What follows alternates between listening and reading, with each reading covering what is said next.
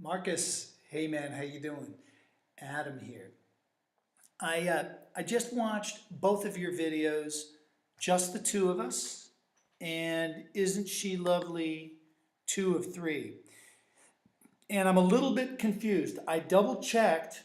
I don't have 3 videos from you. I only have these two. I have just the two of us. I have Isn't She Lovely 2 of 3. Okay, so I don't have video number 3, but what I'd like to do in this video, because for each piece there's only a little fingering that I can maybe show you, but since you're doing them so close together and you've brought up certain questions in what you've written, I would like to address the concept rather than the details. So the concept kind of applies to where you are at in this stage of playing. And we're all on the journey. Believe me, we're all on the journey. It never ends. I'm always trying to improve, and that often means changing certain things in my playing. So you had asked me, now let's look at what you said here on just the two of us. Won't ever takes months to learn them, even only partially, and it won't ever sound like you, but I do what I can do. Now, let me tell you, this is really hard to get, especially when you're trying to make it sound like someone else. I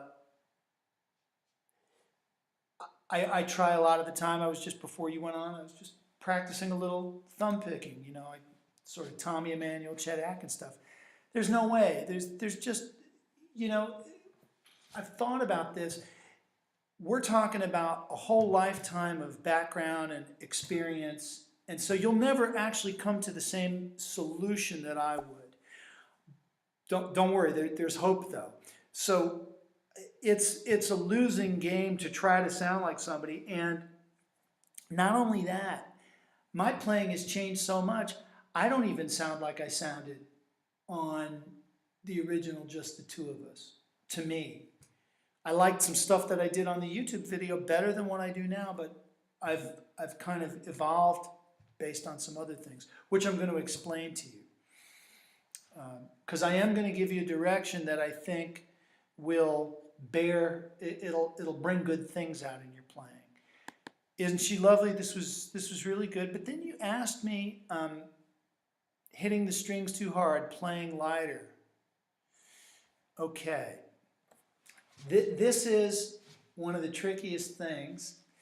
You'd be surprised that it's sort of like walking, jogging, and running.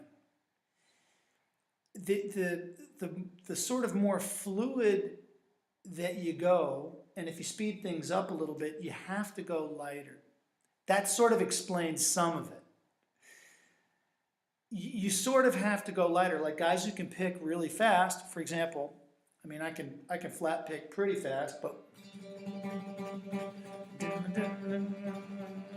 I can't do it if I'm playing that hard.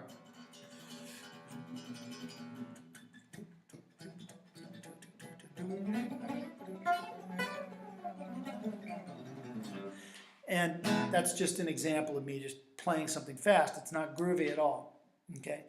But what I can tell you is there's a certain, and I'm working on this with the thumb pick, there's a certain, you hear it scratching. No matter what I do, I'm not getting stuck. But then you don't have a real deep, punchy tone. So where do we find the middle? Okay, so now this is sort of, I'm explaining this to students as I go. This is my approach right now. Number one, as I always say, do that drum rhythm. Do that drum rhythm, digest that drum rhythm, let that be your guide. Practice that drum, because that's going to change what you choose to do with your fingers. Okay, that's going to change things.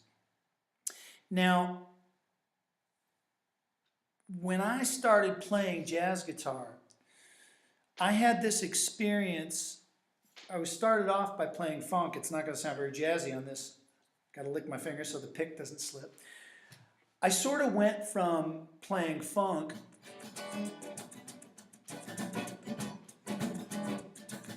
one, two, three, four, playing in bands to doing stuff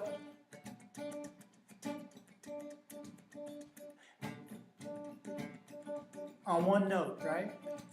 So let's just think about that for a minute. I started with like a rhythm thing, just the chicka ticka ticka ticka chicka ticka ticka,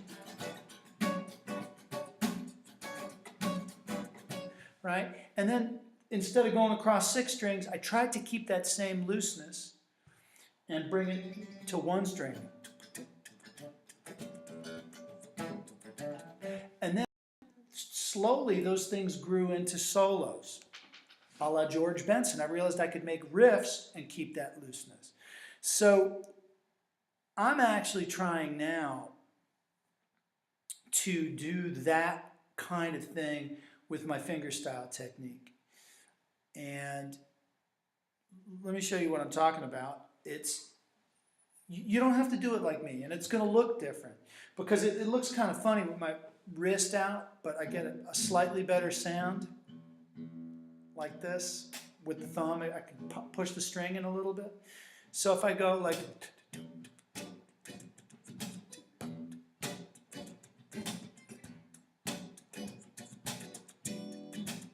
I can strum.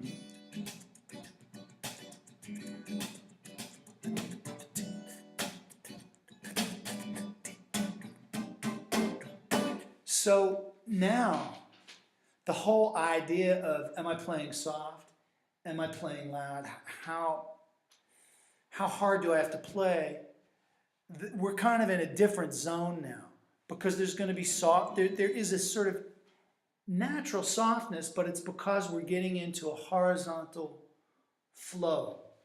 The music is starting to flow,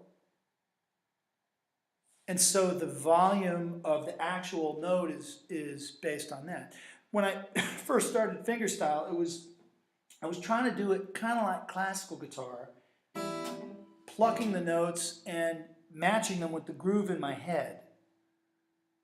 You know, and occasionally, you know, the slap and a few things emerged that made it sound groovy, but now I'm really trying to have everything go with the groove. Now, I want you to just listen to the sound. This is a very famous drummer, Joe Morello. He's the guy who played on Take 5. I want you to just listen, and this is sort of how I envision the skin of my fingers on the strings. Listen to the drums, the snare drum.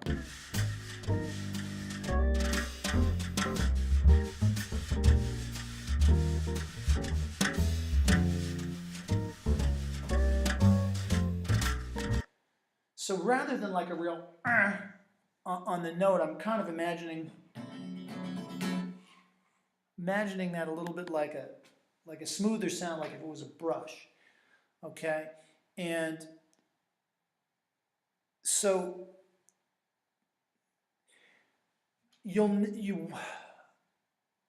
how can I explain this? One of the pieces I've been warming up with lately is "Isn't She Lovely?" And as primitive as this may look, you probably can't hear the bass. I'm going, and I'm just going to use my index finger. 1, 2, 3, 4.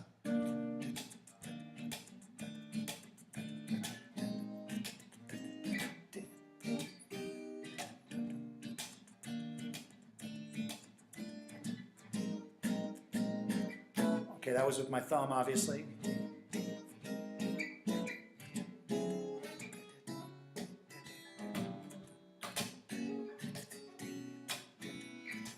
Now don't look at my hand like this because I have to really be careful to not play too hard so that this thing can keep flowing because I don't want to lock up like that. But this seems to be the only way that I can get both the thumb and the finger to do that rhythm thing. So I'm trying to bend everything that I do to let's just look at the 6/8.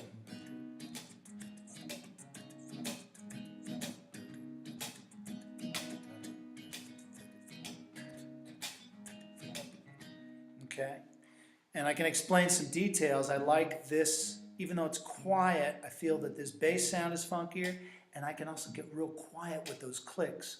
They're not as loud as the thumb pick. So using those tools, one, fingerings have to change, but it's not like classical guitar where we're going.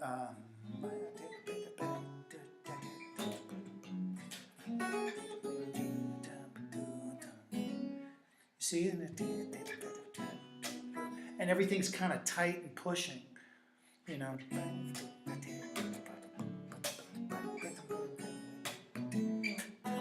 You know, because you see this note on music paper and you think you have to play it with full power. So this leads to a whole lot of other left-hand issues like muting. Like I'm having to mute all my other strings so that I can be sloppy over here. I'm not telling you this is how you should do it, but you don't have to be so precise and be hitting every note with such an even attack. So I'd like you to, you know what could be interesting? Here's what could be interesting. Let's take Isn't She Lovely, for example, which you play great, and just the two of us, that's going to come along. That's going to totally come along. It sounded really good. Honestly, what would be really interesting here is if, forget about the tune for a minute, let's just practice rhythm the way you would do the drum, and see if you can get your 12/8 happening in some kind of way. Say like you're just playing rhythm guitar, for example, right? And you do,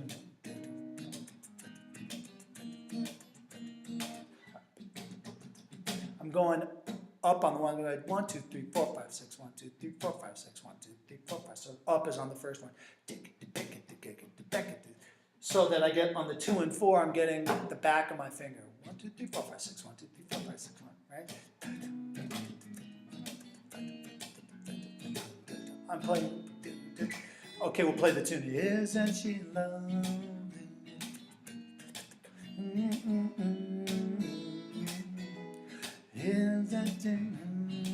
And so practice this, even if it feels weird.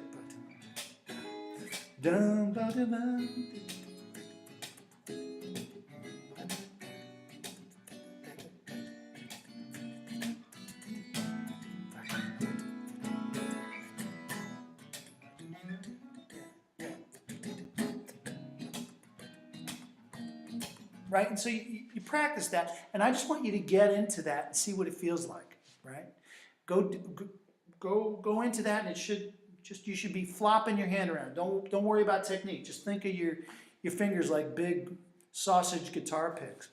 Then, once you've settled into that, go back and play the piece, and then you might say to yourself, wow, when I'm in the groove thing, I'm in this place, but then when I go to play the piece, things tighten up, things don't feel right. So how can you get the piece to feel more like that? Okay? And I dealt with this. I dealt with this thing big time when I played jazz guitar, because exactly this problem. I found playing with a band, I'd groove, right? If I was on a solo gig, with the saxophone, you know, we're playing, I'm grooving behind him on rhythm guitar, then it was time for my solo. Because of having certain ideas about playing with the pick and everything, things tightened up, things stopped grooving. And so I'm on a lifelong quest to say, how can I make the solo guitar groove? And you might have to come from a rhythm angle first, and then figure out how you can get the tune in that. I'm going to repeat a point that I made before. That's how I did the funk thing, and then I went to one note,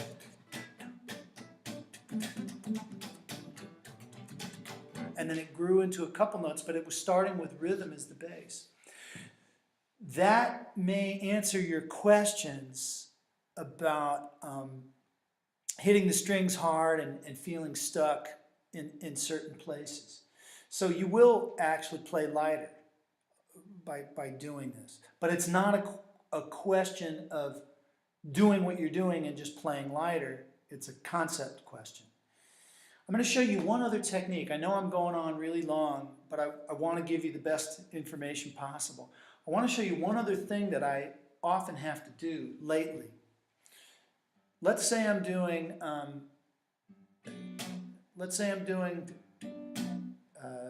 just the two of us. Sometimes I have to pick a note up and it's too difficult for me to get really precise. And you're a very precise player. But like, let's say I'm grooving, the hand is flopping around a little bit and it's not dead on. You can mute on your left hand. So I can go. Even if I go across the high E string, you're not hearing it because it's muted. Okay, now I don't know if I show you this in the instruction, but when I do, I'm muting the high E string with a finger over here. Okay, so challenge every idea. You don't have to have 3 fingers on a string. You don't have to have 2 fingers here. You don't have to use any finger. You try every finger, see what works.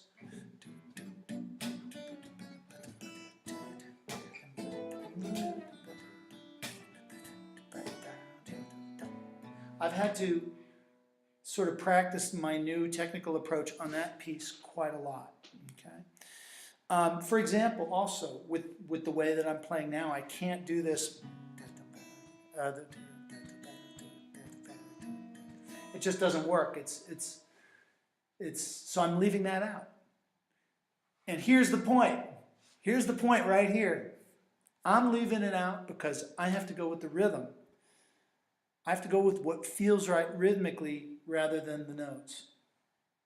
Okay, so you want your right hand overall, and it's lots of different kind of motions. It's not just these motions. You want to find everything that can groove. Backs of fingers, back of your thumb, fingers up, muting. And that's why the rhythmic concept is so important. You want to find everything that can groove and let the arrangement settle in to your comfortable zone about what grooves. So that's why I said, you know, my version of just the two of us, I listened on YouTube. I'm like, it sounds great.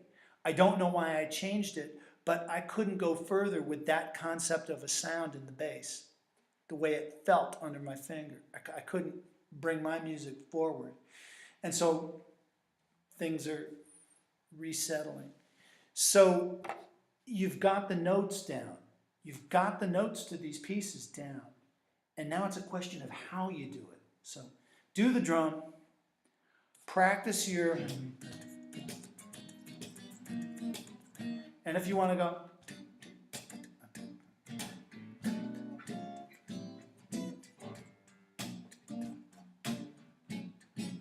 if you want to just jam on the chord progression a little bit, that's good.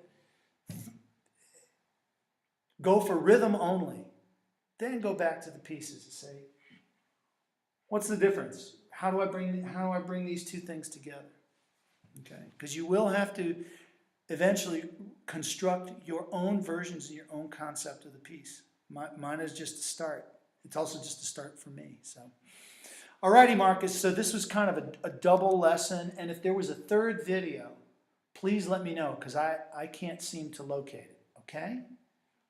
God bless. Maybe if I remember, I'm pretty busy, but if I remember, I'll email you. If not, you'll hear it in the reply.